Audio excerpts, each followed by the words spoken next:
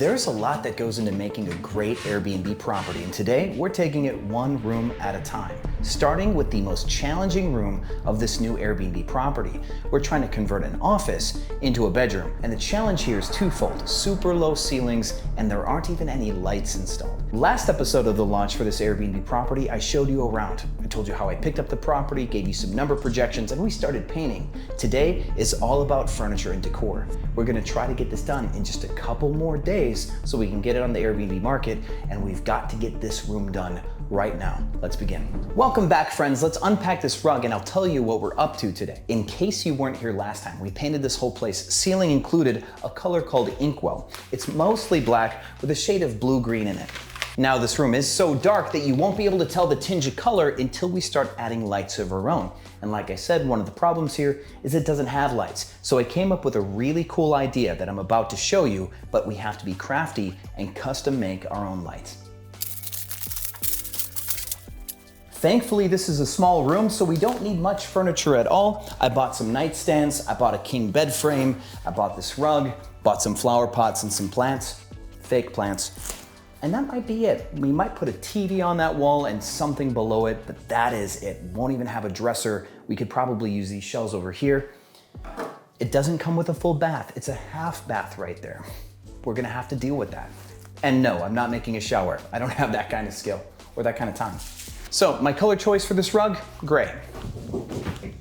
Really nothing special about that. It's easy to clean, it's easy to manage, and it helps control the color of the room when we take photos because the brown floor might get in the way, but a little gray on the bottom will do just fine. You can pick multiple rug sizes depending on the room layout, the number of beds, the size of the beds, where the rug is going to go in relationship to the beds.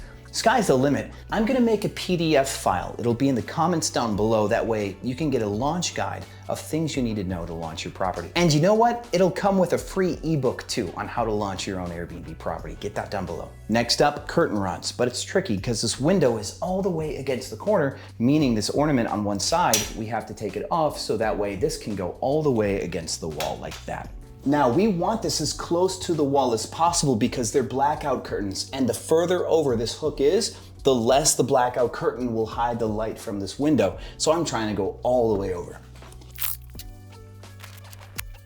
And yes, I am the kind of person that does everything without measuring. ADHD, overconfident, that's me. But I've got good news for you if you suffer from the same thing. I did build a portfolio of 150 Airbnb properties, starting with $4,000, and then I made $10 million, all while being ruthlessly ADHD and unable to control it. So maybe it's a superpower, and you can do it too. We shouldn't have to worry about it sliding because these screws lock into place, so this rod should stay put. Obviously, it can't slide towards the wall. It could only slide away, but with these screw grips, I think we're gonna be just fine. I am kind of proud of myself. I bought dark hangers for this one. This other room where we have lighter colored ones, I've got lighter hangers. I'm actually trying to be more coordinated now. Normally I would just buy all gray.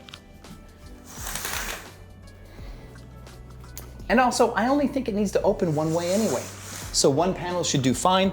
I might even get something for the wall here where it can grip and it could look like something like that. Maybe we'll have that prepared for the photos. So, ta-da, now for the bed. Let us see what's inside. Now, I've got a confession. I'm a little biased on my design styles. I've got a few things that I really, really like right now, and I keep doing them.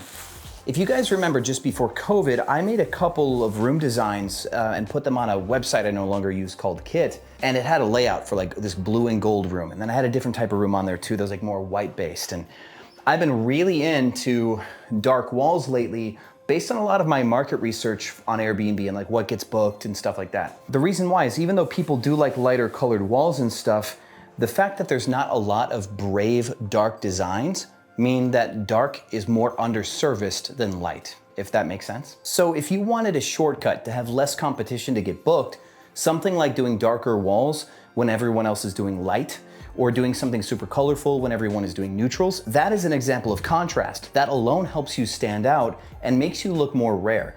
And scarcity is a form of influence. If something looks rare, people tend to want to go for that thing because there's less of that one thing. makes you seem more bookable. Or it makes somebody think at least that properties like that are always getting booked because there's very few of them left. Cool psychology, right? A statistic that every Airbnb host should know is that 6 out of every 10 guests look straight at the photos when they load a listing. They go nowhere else but to your photo reel, meaning that how you design, how well you design, what it looks like is the most important thing about a listing. And for that reason, when you launch a property, you should spend more time launching the property than you think you should. And I don't mean that to say that you should go slow when furnishing your Airbnb property. You should have a plan ahead of time. You should know what the place should look like ahead of time. You should get everything ready as fast as possible, but you should put in a star effort when you're launching. Don't cut any corners. I already knew what I wanted this place to look like before I signed the lease. All of this was pre-planned. And even though this was all pre-planned, I still did something kind of fun. I asked you all in an Instagram post what I should do with the living room to make it more orange. And a lot of you had some crazy ideas, but we're gonna go with some of those ideas, and you're gonna see that in a future episode. You know, I wonder how many million pounds of plastic and cardboard Amazon goes through. All of Amazon sellers, I guess, go through every year. This is nuts. Isn't she pretty? Just so pretty. I love it. Okay, we got trouble in paradise, my friends. Oops. These. You guys might have seen a previous episode of me making a bedroom. Gosh, that must have been 6 years ago on YouTube. These don't hold up well, and we're going to have to retrofit this headboard bed combination, if at all possible, so that way these don't break during the reservation. I normally take all the beds and I put a metal frame inside of them, and we might do the same thing unless I can find a better way, because I didn't buy an Amazon frame, like a metal one for these yet. And that's gonna be necessary, because when these break, the bed falls through when you need a maintenance guy to come in and fix the bed. And cheap stuff like this, when a bed falls through in the middle of the night, doesn't matter how cool the rest of your place is, you mess with someone's sleep and they will give you a negative review. The bed falls through, instant 1-2 star, instant. So it's better to prevent, buy a $100 frame, like the metal ones, 120 bucks as a base, and modify the bed so that way it never breaks, because it's sturdy as all hell. Now, this is all metal, and so the last time I did that, the frame was all wood. So if I cannot fit a metal frame into this, I don't think I could cut the metal without making a huge fiasco of it all. So I might just reinforce this wood down the center with something that actually goes to the floor, like a planking system or like an apple box kind of thing. So stay tuned. Good news is this bed assembles with everything in this kit. It is all Allen wrenches, which can be a pain, but you can have a drill bit that does Allen wrenches at the end, makes it really, really fast. So this is good. We should be done in maybe 30 minutes max. I also really don't read instructions much. I just kind of eyeball it, and I think I figured it out. I will tell you though, not reading the instructions has costed me hours. Like in one individual setup, I screwed something up, put it on all backwards, had to disassemble it, reassemble it, so don't be me. I am the ghost of Christmas to come, don't do it. First exhibit on why reading the instructions is good, there are bumpers secured into this headboard. There are bumpers secured into this headboard, and they gotta come out. So one time in Philadelphia, when I was doing all of this, I went over how long it would take to set up a 1-bedroom apartment in Philly. And I believe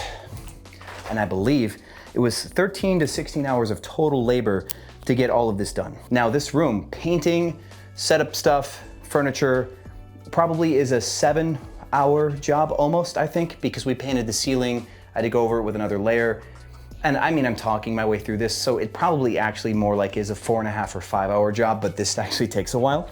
So I think for this small room, 4.5 hours or 5, the master bedroom is probably going to be a 6-hour job. The other bedroom's probably gonna be 5.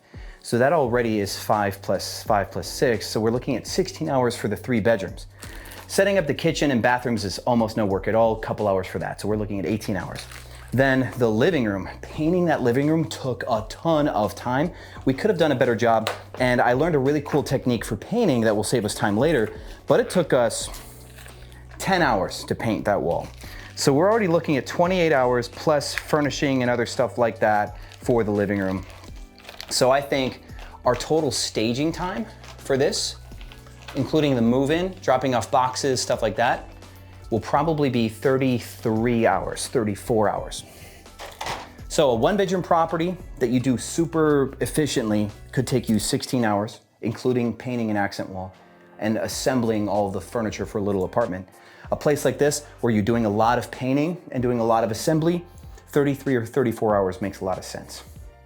But maybe we'll do a final on that soon. This is the part that I actually read the instructions, because there's 2 types of bolts, and cool, I did not know things. There's things I don't know, naturally. Well, there's 3 types of bolts, holy cow. I knew it. There are legs here, and I don't see them. Hold them. I see them now. It made sense. I actually swore that they should be here, and I'm like, why aren't they there? And so these legs go in the middle right here, and a lot of times they do that because it allows you to connect this section and hold it together. Something like that actually might be the... No, this is a middle leg. Okay. Middle legs. Maybe they don't have legs. Maybe it's just for the frame. Yeah, because these legs are as high as this is. When you pick this up, they're about that tall. So they're actually only for the middle section. And here's what's cool about this bed frame. I might actually share it with you guys online. This bed frame actually comes with middle truss system kind of thing. So this bad boy here looks like it connects probably with those legs somehow. This velvet top is for the wood, because there's this velvet lining. So this will go like this, and we'll start here and come across like that. And so there will be something that goes across this way too, which is probably this thing. All right, I really do need to read the instructions. Next up, nightstand. So Amazon didn't deliver a couple of the nightstands that I ordered. And when they took a photo of it being delivered, they took a photo of a house plant in a box. The driver just tried to claim that that was a whole thing like this. It was like a little plant. It's really, really funny. So I had to call them and get it refunded. This one is close enough, and actually I like this one more, so we'll probably just keep it in here, and I'll buy more of these, because the affordable nightstand I picked just isn't arriving, so. They didn't want the business. This may not be the right one. Let's see. I'll be right back. We're back with black this time. And gold, black and gold, we're good. That other white one was for the room upstairs. We've got a blue room. The paint color is called Revel Blue. The headboards are completely white, and so we're doing blue, white. I think we're doing silver accents. I'll have to find out. I forget. There might actually be 2 nightstands in here, and the other townhome I'm working on has an identical room like this, so the other one will go there. So I gotta be prepared to split this up into 2, maybe. Because yeah, this is a lot. There absolutely was 2 of everything. Did you see where the instructions went? Because I don't. 2 of everything but the instructions. Yeah, so that was the first one I brought up, and this is the one we're working on now. So here we go. I will put the link to this stuff in the comments or the description of the video, because you guys might like some of this stuff. Obviously, I liked it enough to buy it. You might like it too. When you use a drill gun on these, if you go too fast or too tough, you'll actually rip and shred this particle board. This stuff is so fragile. So you want to not drill in all the way. Even that scared me. That made me nervous. Definitely makes your work much faster, but this stuff is so fragile, you will lose a whole drawer real quick. So in that case too, you can fix those with, there's like a type of glue. It's like I don't know if it's actually just a wood glue, but there's a stuff that you can actually you glue it in, and then you use like a clamp to press the particle board back together, and then you have to drill a new hole. But yeah, you can fix trash furniture with basically with glue and a clamp. What is going on? So I've got a pro tip for you. If you've got a lot of the same stuff to assemble, either because you're doing a big house with similar furniture, or if you're doing multiple apartments, what I've done in the past, and what I like to do is, let's say I've got 10 apartments I'm working on at the same time, I'll have one person do all the beds. And I'll have one person do all the kitchens. I'll have one person do all the cabinets like this, nightstands I mean, and I'll have one person mount all the TVs. And the cool thing about it is muscle memory, right? There's a productivity curve. The first time I make this thing, I have to read the instructions. I might make a couple like naive mistakes, but then by the time I make my third one, I've got the whole thing memorized and I'm kind of in more of a flow state. And so what I've noticed, I actually did this, I timed myself putting on locks on doors in Austin, Texas when I did 12 units down there. Maybe, what was it, 2 Christmases ago? 2 Thanksgivings ago? And the first time it took me 14 minutes, maybe 12 or 13 minutes to put on the lock for one door. But by the time I got to the 7th door, it took me 7 minutes and like 15 seconds or something like that. So my productivity nearly doubled by the time I got to the 7th door. And I think that if you guys want to save money for real, right? You want to be really efficient at running a business, let somebody get good at one process and then let them take over that one process. We do the same thing for everything else, like not just launching properties, but we hired a girl named Melissa to do all of our reviews and all of our resolutions, all of our disputes, stuff like that. Because Haley did all of our operations, all of our turnovers and you know, housekeeping and hiring everybody. She basically did everything. But the point of that was, in order for her to be the best operations manager that she could be, she ended up having to tell guests to get lost, right? Because she saw all the time that guests were trying to lie to get refunds and all that kind of stuff. So she became the worst person to try to get reviews from, or to try to change a reservation, or try to, you know, like get a refund that was actually due to you. Haley would constantly be on the lookout for bad guests and be telling people no all the time. So we hired Melissa, who then was the one who was in contact with all of the guests, whoever had an issue. And she was like their support rep. She advocated for them, believed in them, believed their stories, tried to get them the best outcome they could get, made the appeal to me and Haley to try to get them refunded if at all possible, get them reaccommodated if at all possible. And if Melissa failed, that means Haley was right, basically. So we had to create a balance of power. But the side effect of that is Melissa became so much more productive and efficient at resolutions. And I'll tell you how much money we've billed so far to date.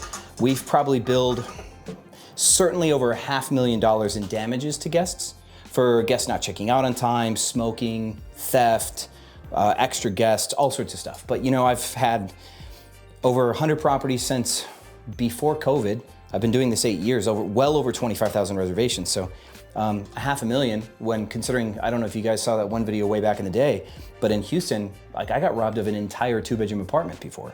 2 bedrooms, all furniture gone. So those are $10,000 claims. So yeah, $500,000 is easy in resolutions. And you need somebody who's good at it. So Melissa became much more proficient in knowing Airbnb's language, like what they respond to, what they don't respond to, what'll get you declined or denied, and you know what'll get the results. So now in Cracking Super Roast, for example, like my Saturday Zooms, one of the main things I talk about with students, aside from their interior design lately, because a lot of them need to level up on that, is how to get a review removed or how to get Airbnb to support a claim that you've made. And a lot of it is just knowing Airbnb's internal language, what it is that they look for, what it is that they're afraid of, how they validate stuff. And experience creates efficiency there. So Melissa, like even better than Haley or myself at times, could get stuff paid that we probably, maybe arguably couldn't get Airbnb to pay us for. So hire one person to do a process, let them get really good at the process. And then if you have 4 or 5 people like that, if 4 people in your company are better than you at the one thing that they do, your company's gonna be a monster. Because even if you're the best, right, and that might be something true about you. You've gotten as far in life as you have because you are really good at what you do and you don't give up and you keep learning and all that great stuff. But a team of 5 can beat you in basketball. Doesn't matter who you are. 5 people can beat you. And let that be the case.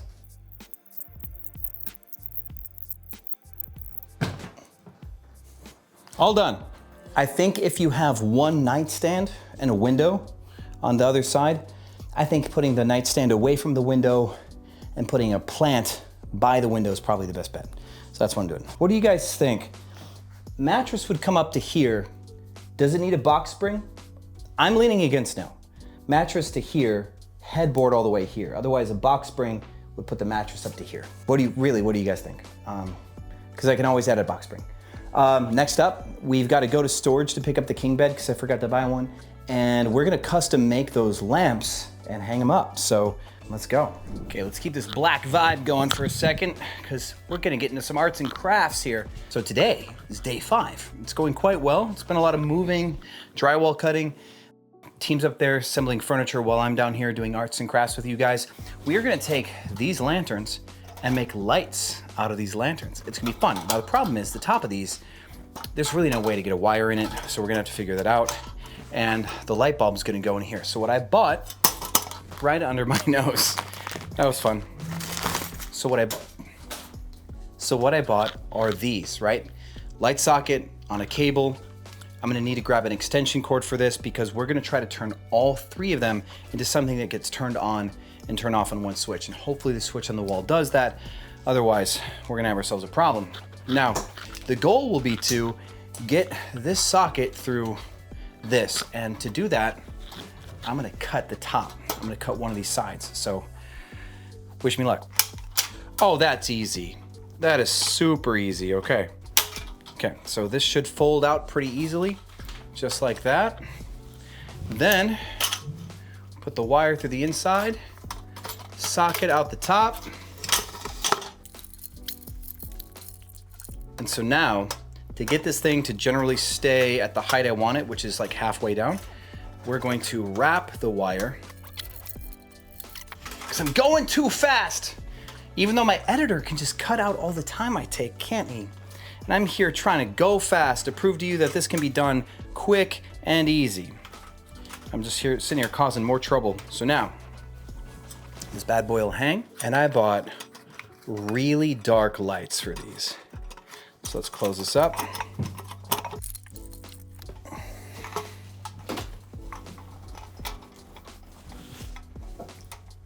Yeah, I'm kind of proud of that.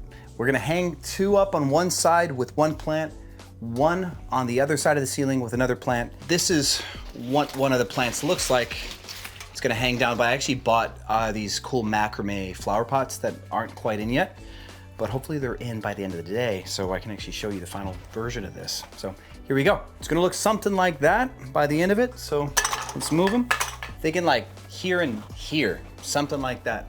Kinda above the nightstand a little bit, almost so it kind of behaves like a lamp, but a little bit more in front of it so it's got more presence in the photos. We're gonna see. Shoes coming off, watch out. I just got all that drywall from my arm on the wall. That's no fun. All right, guys, we are done with it. Welcome to day 6. We're a little bit behind the ball on this room because the stuff came in late, but we're working on the rest of the house right now. It's almost done. Both rooms upstairs are double queen rooms. We finally got all that painted and assembled and got the art up on the wall. Hey, by the way, we did find a light switch for this. So that works. This room is really dark and moody. It's not meant to have any light. Like this is for my camera gear. It's not gonna have any real cold light. The eyes adjust well, but cameras really don't do good for this. So I'm gonna try to get you some B-roll. We've got multiple plants on the floor. They're in real concrete flower pots, and I used sand instead of dirt because the sand is easier to vacuum up and won't smudge into the carpet. I think that that's a good move. And it just makes it look a little bit more real than the plastic and the fake moss that they have. And then I actually have elephant grass back there that is blocking the outlet where that light switch works. So it's kind of hiding that. Put some art right there. So everything here is all good. There is this shelf here that I'm considering painting it black and then probably adding some plants and some other stuff just to give it a little presence. But the one on the right, I'm gonna run a rod. So it's like a closet, like it's an exposed closet with some shelves and the rod for the hangers. This one here will have some decor. But yeah, we'll probably paint it all black just so it vibes in the room. And we might put a TV on this wall, maybe. But the whole point was getting the look done. This took about 6 hours, but I was also trying to record at the same time. And gosh, trying to record with your phone and screw together furniture is a whole nother monster. So it shouldn't take you 6 hours to make a room like this. But we did just turn an office that was just completely white and ugly into something completely different. I would like to know what you think. Is it too dark? Is it too moody? too gothic. This is the darkest room of the 3, and then upstairs they're going to be much brighter. You'll see this, but I would like to know your feedback in the comments, and if there's anything you think you'd like me to go into more detail on, aside from like actually assembling furniture with you, because this was meant to be nuts and bolts. So stay tuned for episode 3, where we get the rest of it done. The artwork, the decor, the photography, get the listing up, make this thing pop. I'm excited to show you the finished product. Thank you so much for watching all the way through to the end. You are my favorite people. Right here will be next episode when it's up. I'll see you on the other side.